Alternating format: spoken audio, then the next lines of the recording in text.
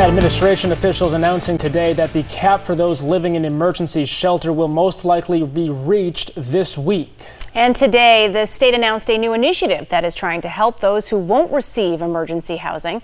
22 News State House reporter Ellen Fleming was there and has the story.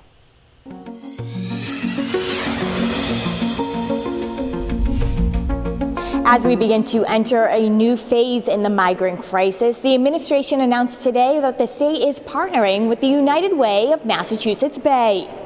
Governor Healy appointed Lieutenant General Leon Scott Rice of Southampton as Emergency Assistance Director last month. It was Rice who announced today that the state is now partnering with United Way of Massachusetts Bay to support overnight safety net shelter for families and pregnant individuals with no alternative shelter options.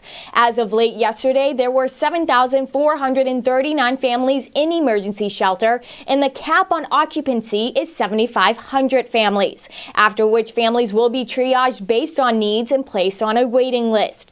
The partnership will create a $5 million grant program which will provide funding to community-based organizations, faith-based groups, and volunteer organizations which will use the funds to set up short-term overnight shelter sites. The program will be administered by the United Way and will provide eligible families and pregnant individuals on the wait list without a safe sleeping arrangement.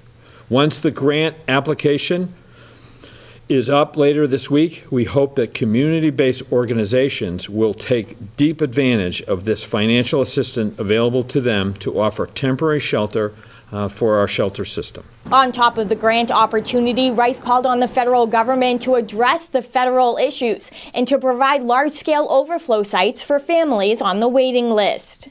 General Rice also announced today that 75 more members of the National Guard will be deployed to help with this crisis.